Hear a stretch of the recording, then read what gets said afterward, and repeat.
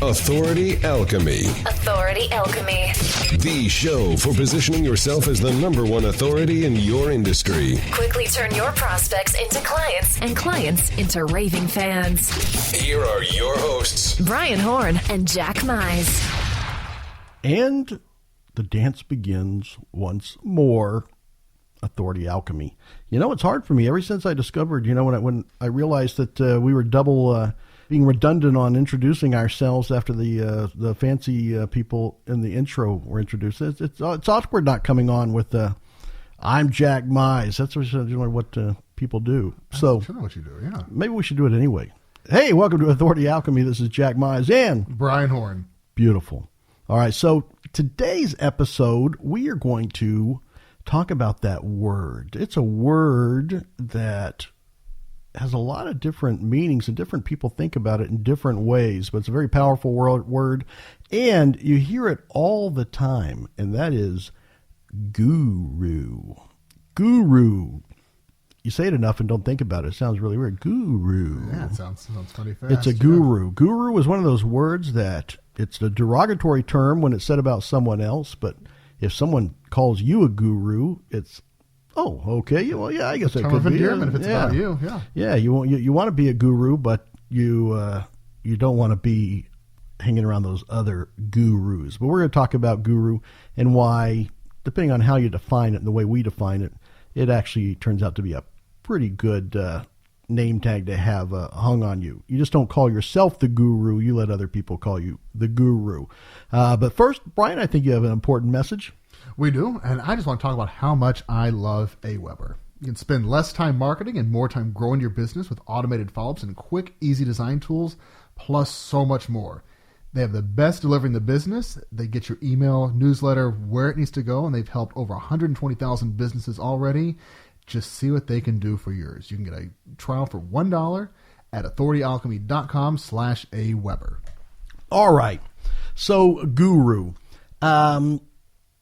I don't recommend anyone call themselves a guru, right? No, you sound like what's a nice word to say? You sound like it's like, I'm a handsome fella, right? Yeah. You just don't call yourself a guru. But if you do the things that you need to, other people will call you the guru. And really, it's terms that could be we use the term authority, expert, guru. That's a lot of people think about that. They're kind of interchangeable. Yeah, right? I think they go through cycles. I remember, I don't remember when Guru came out. When the first few times I heard it, it was something that was a newer thing. It wasn't used all the time, and then it just gets those things just get taken over. Like Rockstar did also a few years ago. Yeah. Like Rockstar's like, oh, that's kind of cool. You call somebody a rockstar, and then I'm a rockstar. And you go, oh. Well, I guess Guru had a more of a spiritual back in the the Beatles went to visit their guru, and it was applied to and I always taken think on. of that Mike Myers movie. Yeah. That's every time I hear guru, that's the first thing I think of was Mike Myers with the beard and glasses. So we'll use that term today just because it's thrown around there a lot. But really, our definition of guru is doing the things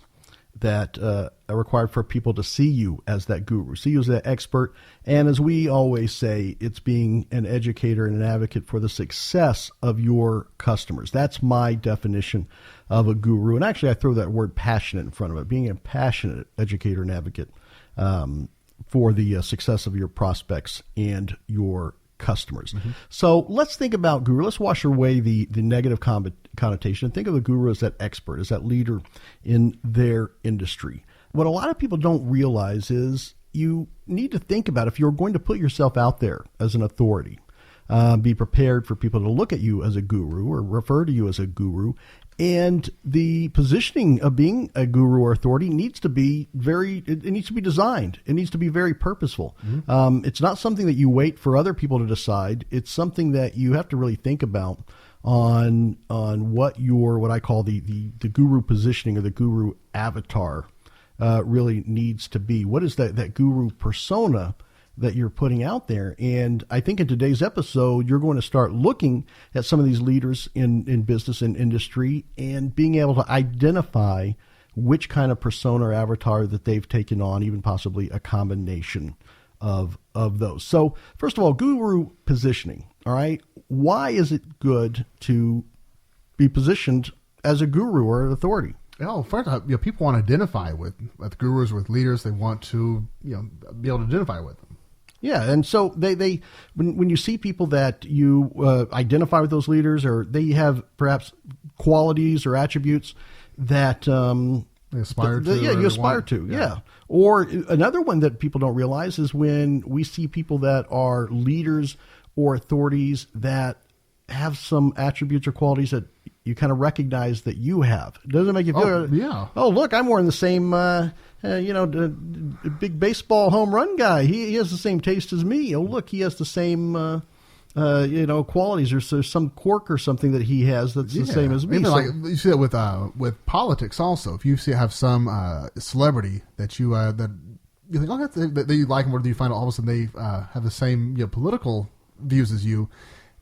They just kind of all of a sudden become a little bit cooler. You identify with them a little bit more. Well, whatever it is, there's the guru or the authority. They have something, right? Some attribute, some quality that instill confidence in their ability to solve your problem. And your problem may be even a good problem. It might be, your problem may be, how am I going to be entertained this weekend? Right. But they instill the confidence that they're the person that you need to watch, follow, or do business with to get the result that you're after. So if you are positioning yourself for authority, you can define, and really need to sit down and define what is your guru avatar, because you can make some big mistakes depending on what market you're in, who your customers are, who your prospects are. Mm-hmm. Now, I will tell you, the guru avatar, the core of it should always be, in my opinion, the educator and the advocate for customer success. Absolutely. If you almost think about that as the foundation, that's the foundation of your guru avatar or your positioning. Right. Our whole authority is based on. But then there are some personas that can be laid on top of that can be very, very different personas, and you'll recognize some of these in folks that you see all the time on television, listen to on radio, podcast, whatever. So I kind of break them down into 4 different groups that you can probably easily define the gurus and the authorities that you see in these groups. Mm-hmm. First of all, there's if he or she can do it, then I can do it too, guru. Right. Right. People have had the same problem as you before and overcame it and are now very successful besides That's exactly right. And then there's also the no BS guru, right? Very, very straight to the point. What does BS stand for? Yeah, we don't want to have to click the naughty rating on the on the podcast. iTunes make you say, is this explicit? I'm like, explicit. When did explicit become the meaning a bad word? Yeah. I thought explicit mean I was very clear or very, but I think that was what Tipper Gore back in the 80s. We had to start putting labels on records. Yeah, little she knows she created the label that was responsible for the success of so many bands. Absolutely. Once they put that label on there, it sold millions, right? Yeah. So the no BS guru, then there's the defender guru, and then what I call the wizard guru. Now you may see different elements of these, and I'll go through these and we'll talk about these, but really, if you look at those 4 categories, you can start with those to think about which one that you fit into. Now, we got to talk about something that is very common that people think about, that word authentic. I think we briefly mentioned it. Yeah. You got to be authentic. You got to be transparent. You got to put yourself out there. People want the real you. And that's not to say that you to turn yourself into somebody completely different. You don't have to be an actor and pretend you're someone else. But the fact is, you are maybe a caricature of yourself, perhaps, so it's not something that you have to sit and complain or be completely authentic, but you need to do what's best for your business and what persona best fits your prospects or your customers. So if you think about this, so let's start with if he or she can do it, I can do it too, guru. All right. Like you said, gurus, they identify with those people that have similar qualities or flaws even in themselves. They did it. If they can do it, I can do it.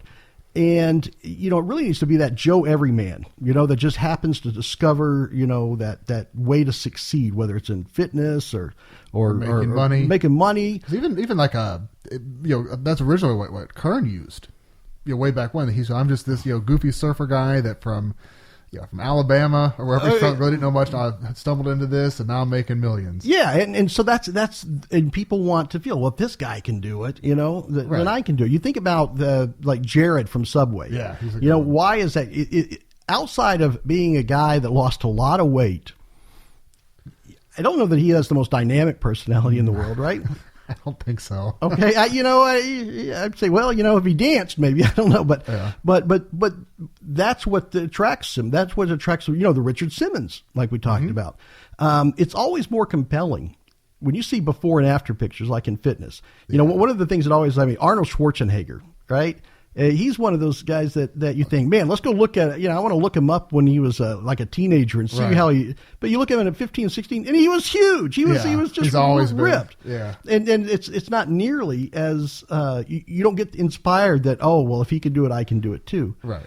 So one of the biggest mistakes I see people that take on that persona or fill that need, that if I can do it, they can do it too, are people that feel like they need to be the smartest person in the room. Right. Or the person who's never had any problems, always been the fit person. That's right. And it's an insecurity, and these people need to think that I know more. I have some kind of special, powers or gifts or something like that. And you are completely conflicting with that. If I can do it, you can do it too, because they say, well, wait a minute, this person did it because they have these special opportunities or Right. or extenuating circumstances that I don't have. You can't be the smartest person in the room if you're feeling that if he or she can do it, I can do it too. Right. You Now, don't need to always. There's plenty of. What usually happens with those people, I think you see other people that have the success or at that level, and you want to be that person also. But you got to realize that by being your authentic self and realize that you were at that point one time to use that to your advantage, you're going to have customers and prospects that are much more inclined to buy from you and be avid followers of yours, and if you were telling them your true story. Yeah, and yeah, so you can't come up with some before and after, hire somebody to do your before pictures, right? If you're going to do that, it's much better. It works out much better if you were really big and unhealthy before you crossed over. Now, this works well. You think about different types of industries. It works well for business coaches, personal coaches. It works well in info products. People like to buy info products if they see that someone has made it over to the other side. Those how-to kind of products. Right. And I think one of the best way to define it is your guru persona is that you're someone that found this way. You found a way to overcome. You found a way to make a change, and now you're bringing back a map for others to follow that were in your same situation. And so, if that's your story and that's the type of business you're in, that is a great avatar to lay on top of the educator and advocate. Because you can certainly be an educator and advocate, and let people feel that if you can do it, then they can do it as well. Absolutely. So let's talk about the no BS guru, right? Mm-hmm. Well, first of all, I want to go back to that. We talked about Jared. Jared from Subway, is a good one. Richard Simmons is a good one. Any others that you can think of that are good examples of? Your good ones, like I really just remember the old Frank Kern stuff, even the Perry Belcher, everybody that has kind of the old, I'm just a dumb Southern boy type persona, but I make a lot of money online. That's you see people copying or using that all the time. Where I'm just a regular guy like you, or I'm just a out of work, stay at home, 20-year stay at home mom makes $1 million online her first year following this simple formula. Yeah, if you look in the what is it, the pickup artist niche or the pickup artist niche is great for that. Who do you think sells more? The guy that is just the most handsome stud guy out there says, I'm going to show you how I pick up a woman, or the guy that is overweight and wondering like, how does he get women? He really has something that I can relate to, right? So anyway, so let's talk about the no BS guru, right? That's the person that can be compelling by actually making others uncomfortable. Right. You think about that. They're the tough and firm, compassionate type of person. And why would people be attracted to that? To someone that's going to be firm or yell at them? What are some examples of some industries that works? Yeah, going back to the any type of business thing or finance is a great one. I know some people in the real estate. Even going back to back in the weight loss again. I guess there's people that are you think about the particular coaches that scream and yell at people. Exactly. Well, think about The Biggest Loser. Yeah. Right there, personal fitness coaches are one of the I think perfect examples of that, because what they're doing is people want to work with them because they feel that they lack the discipline that they need to do it Right. themselves. And they're looking for that person that's going to be no BS, but one of the ways they do it is they'll strengthen prospects' trust. One of the ways that work really well are people that have been jaded. Maybe they've tried things over and over and it hasn't worked.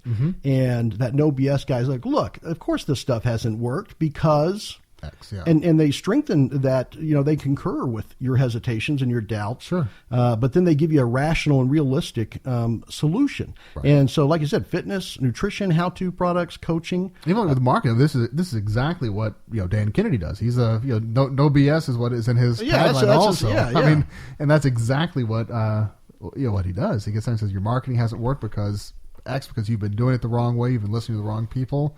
Here's a solution that will work, and it's time tested and proven. Works every time. One of the guys that I think that does that really well, almost to where it's shocking when he first came out, and I saw him, was a guy named Larry Winget. Oh, yeah. I've seen him on TV. Yeah, he has like the books like, shut up and stop whining, you did this to yourself, accept it. I mean, very, very in your face about, your accountability. And you're like, why would someone want someone but that's exactly what they want. Oh, here's the person that can whip me into shape. Why people think about Jim Cramer on the Mad Money. Yeah. He goes around screaming and what are you, stupid? And because he's no BS. I'm not gonna tart this up. I'm not gonna sugarcoat this. Right. This is the way it is. But here's how you can get around it. Now, this person might be or might not be the smartest person in the room. But really, their guru attribute is that they have the guts to say what everyone else is thinking. Right. That as soon as someone stands up in a room and says what most people are thinking, then they've elevated above the crowd. And it's a tough thing to do. A lot of people think it's not. But it's a tough thing to do. And when you do that, you really do set yourself apart. And that's your personality.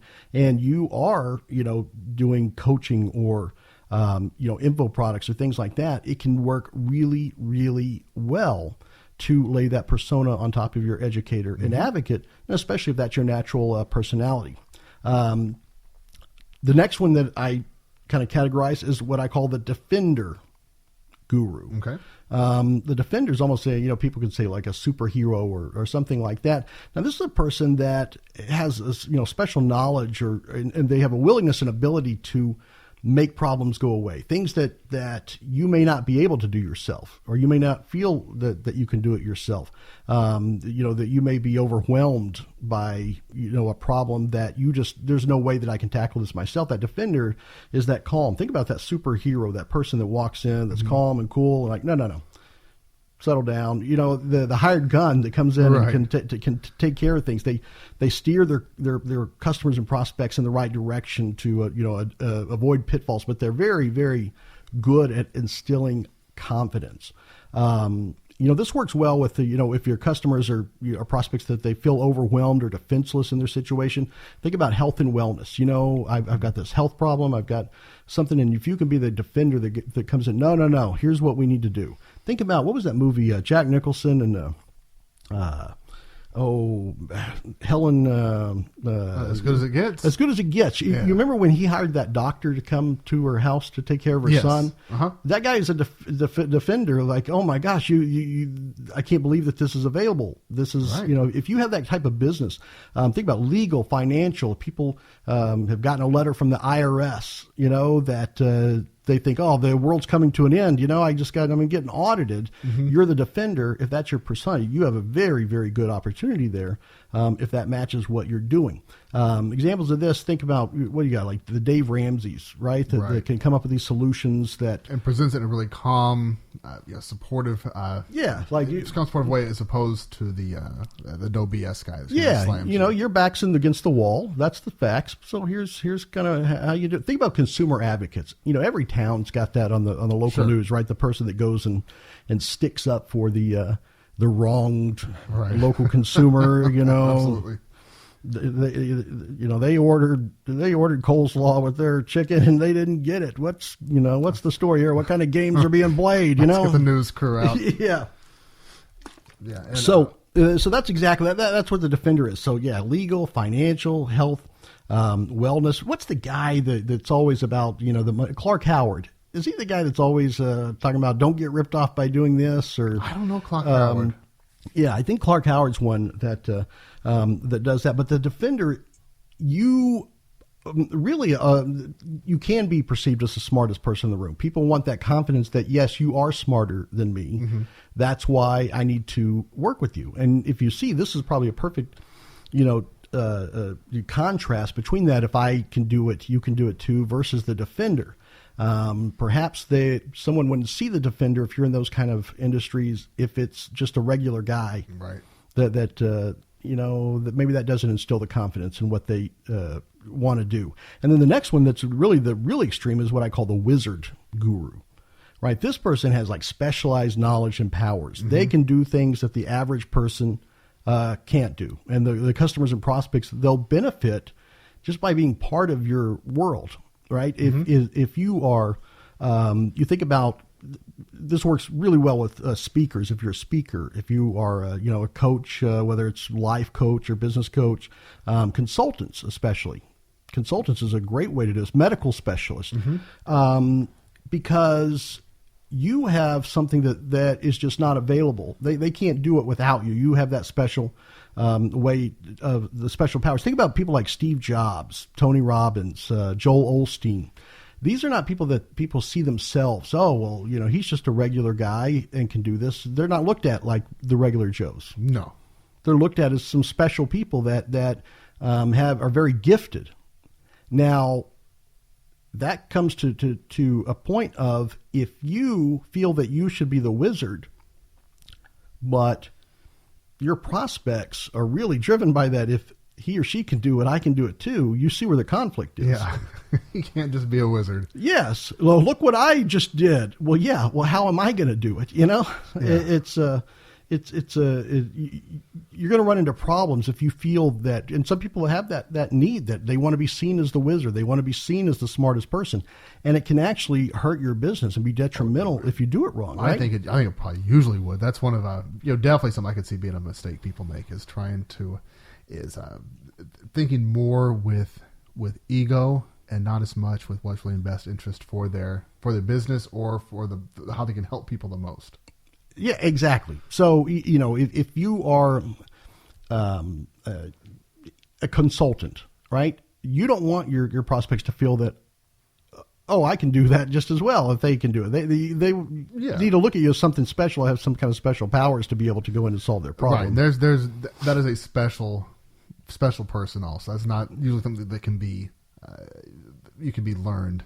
Yeah, exactly. Obviously, the next question, and what you really have to figure out, is which guru you are, which guru you should be. Hopefully they match, but not always. Yeah, they're always, a lot of people, like we were saying, they want to be the wizard one. They want to be the one everybody just worships and has an adoration for. Like Oprah's another good example of the wizard one, and the way the people just they just want to pay to be around you, right? And right? That I will never be that. Yeah, and that's wonderful, and it's detrimental because if you're so really this is the pivotal point when we work with clients and we present that, because before you can really position yourself as authority, you have to look at this direction, because sometimes it's hard to pivot a different way once you get rolling. You can always pivot a different way, but it's kind of better to set that up right. Up front, right? So that's a conversation that we like to have: is what is your guru persona? What are you going to lay on top of that educator and advocate? And really, a lot of folks, it's the first time they ever thought about it. It's like, I didn't know that this is really by design. I thought it just, if I'm authentic, then it'll just happen. Well, not really. Very few people that are really successful got their way by accident. Everything is planned, like we talked about in the past episode with the Facebook stuff I do. But I don't have random Facebook posts. They're like, there's the thought behind every one of them. I go back and look at the orders and stuff. So all that stuff. Go back and so you're choosing your guru. It's planned. These people plan this stuff. It is, and once you make that decision, then it's easy to make decisions that follow that based on which path you're going to take. And it makes it very, when you're creating content, when you are deciding on, how to release, information, when your teaching style, all of that can be how you dress, making come down to every aspect. Oh yeah. Yeah. Well, well, I guess I need to pay more attention to that, but no, yours fits well what you're doing also. I think it's perfect. Good. And then I picked the right one. You did. Okay. So how do you know which one you are? So think about, what is your core offer? Are you coaching? Are you consulting? Are you selling information? How-to information? Are you selling services done for you? What about physical products? And it can be anything, physical products from clothing lines to baby apparel, baby toys, baby cribs, furniture, whatever. Then you need to be purposeful about what that avatar that you're putting on top of that. So if you're coaching, well, clearly, if I can do it, you can do it too. It works out, right? Because if you're coaching someone in weight loss, they would love nothing more than to have somebody that's been through what they've been through. Absolutely. That's what they want. Right? They also, if you're doing coaching, the no BS works, because there's people that want to be disciplined. That's why people go to things like The Biggest Loser. They go to the fitness boot camps. They want to be, Yeah, that's why I do the CrossFit stuff, is because I get there and we have a former Marine that's there, and he just screams at you the whole time. But it's what you want when you go, because I will not work out that hard unless I have somebody screaming at me. Well, yeah. The problem is I get that much pain just by trying to work out myself. Yeah. So I think next time I'll just hire somebody to beat the crap out of me, and I'll feel the same. Be done. Yeah. The consulting. Right? Consulting. If you're doing consulting work, you may not want to play that. If I can do it, you can do it. Right? Probably don't. You'll not be there long. But like a wizard works great for that one, or some of the the wizard, the defender especially works for consulting. But if you go into a consulting job and you're like, oh gosh, this is easy. Look, you just do this and you're done. Yeah. See, I was like you before. I couldn't do it. Then I figured out an easy way to do it. Let me show it to you. Yeah. And out of a job quick. It doesn't work sometimes in that. If you're selling information products, how-to products particularly, you don't necessarily want to be the wizard that says, look, I made $1 million in 2 days, and here's the very special set of circumstances that occurred to allow me to do that. Right. So, it always go back to, and I've talked about on the show before, the old Steve Martin, How to Be a Millionaire. If you're selling an information product, I'm going to show you exactly how I became a millionaire, and they buy it and they open up a one-page report that I won the lottery. It doesn't work. You First, get $1 million. Yeah. That's a special set of circumstances that you won't be able to do. So you can't be the smartest person in the room. Right. When you're doing that, services, if you're doing done for you services, clearly you don't want to do the if I can do it, you can do it, too, because that would eat into your, No. Here, I can do this. I know you can do it just as well and just as easily, but it's a tough gig to get into. But physical products, think about clothing designers. They can be a wizard. They can be, I have this special magical. Why do you think shoes with basketball players' names on it that have absolutely no other magical, mystical qualities at all will sell for triple the price? Because of the wizard it's associated with. Absolutely. I'm a can be a label junkie myself at times. I don't care about tennis shoes, but I've heard I spent a ridiculous amount of money on jeans and stuff just because where it's from. I've convinced myself that they are better jeans, but they're probably not. Yeah, well that's exactly it. So physical products, wizard works really well. You don't have to be the if I can do it, you can do it. Sure. So it really does depend on what your offer is and who your prospects and customers are going to resonate with, right? And it doesn't mean that you have to invent this new personality, but you can take your authentic personality, and I think most of us have attributes of each one of these. Yeah, and it's just a matter of being honest with yourself also, because I would love to be the wizard type person. That'd be awesome. But after that, I'd love to be the no BS guy, just screams and shouts, and it's just a big, masculine, tough guy. But that's not me. Yeah, I can't pull that off. I've certainly probably have tried before. Yeah, what if Richard Simmons was the no BS guy? It may not work. It may not work, but he certainly is the does it the right way though. He's really authentic to himself, and it works incredibly well. Same with Ramsey. Yeah, exactly. Now, people always, come up and say, well, what about a combination? Can I be a combination of the No BS? And you can always, there's ways that you combine. In fact, I think you'll find it very uncommon for someone to be very just strictly in one of those. Now, the two that you can never combine, you should never combine, that I have never seen work. In fact, it's probably the quickest way to failure as trying to position yourself as an authority is if you try to combine that if he or she can do it, I can do it, and the wizard, because those two just will not mix. Right. And so just keep that in mind as you do that. But like you said, it is all about orchestrating this. It's about doing it. And, we did our interview with Doug from the Flip Men. Right. And, he talked about how just going, from that radio show escalated all the way to Spike TV and then all the way to ABC network TV. And radio can be very, very powerful medium, because when people hear that, oh, you were interviewed on the radio, then it has a certain, just like with the book, even though people never read or see your book, just knowing that you had a book, if you see, oh, I was just interviewed on such and such radio show, it immediately positions you as that authority. Right. And that is what today's authority hack is all about. It's finally time for authority hacks. It may be Brian's or it may be Jack's. You'll appear to be famous, then you will claim us to be the kings of authority hacks. It's time for authority hacks. It's time for authority hacks. All right, it is the authority hack. So this is a really quick and easy one, and you're probably going to think, really, is this all it takes to be able to to get on the radio? Yeah. And so I'm not saying that this is your be all end all solution, but remember, when you're talking about authority alchemy, this is an alchemist. We're talking about taking something very common and ordinary and making it extraordinary.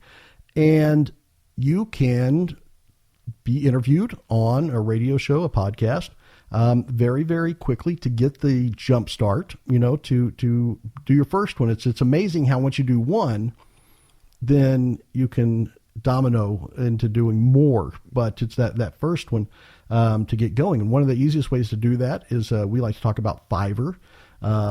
If you're not sure what Fiverr is, it's Fiverr.com.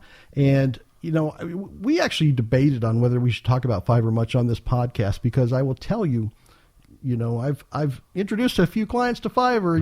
We've talked about it as they disappear for a few weeks because they just can't believe what can be done for $5 or $10, $20, whatever it is. Yeah, I've thrown away so much money on that place just doing the bizarre ones just to just to see. It's only $5. See what happens. So really, you'll go and you'll slap a guy in the face for $5. Really, $5? Yeah, I'll pay for that. So if you go to Fiverr and you just put in their search bar radio interview, and you'll find from time to time there's different people with radio shows, both terrestrial, blog talk radio shows, podcast type shows that are willing to interview you or promote you, give you 10 minutes or so of time to tell your story for a very low cost, $5, $10, $20.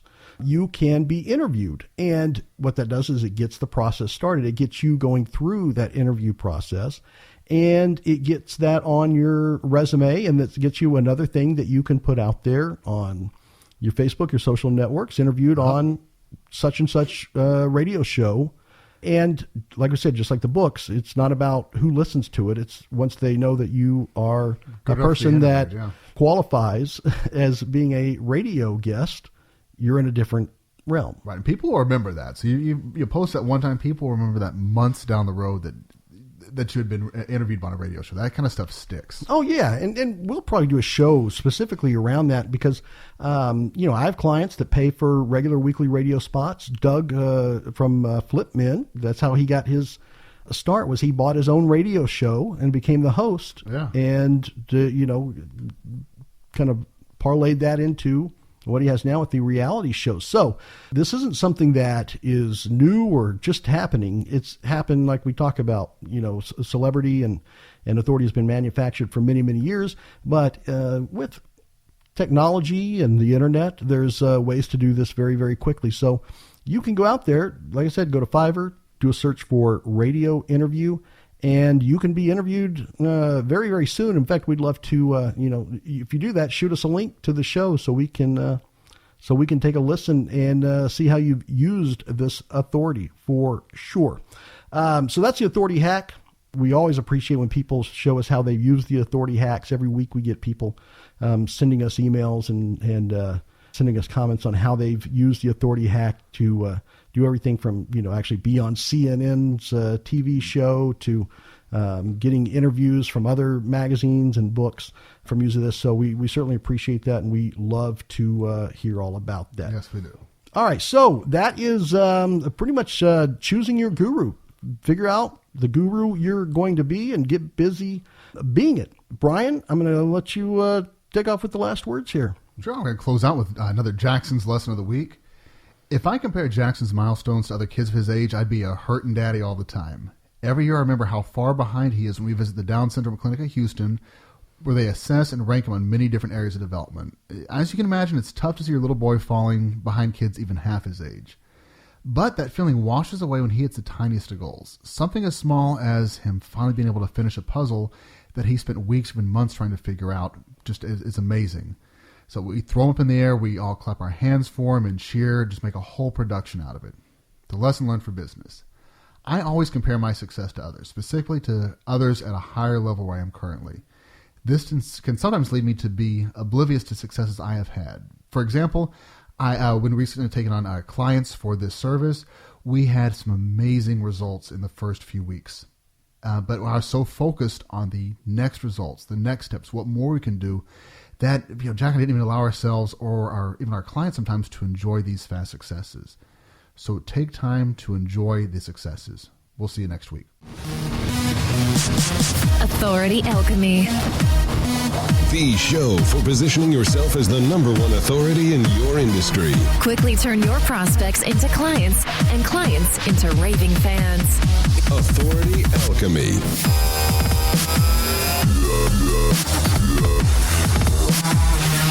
Authority Alchemy.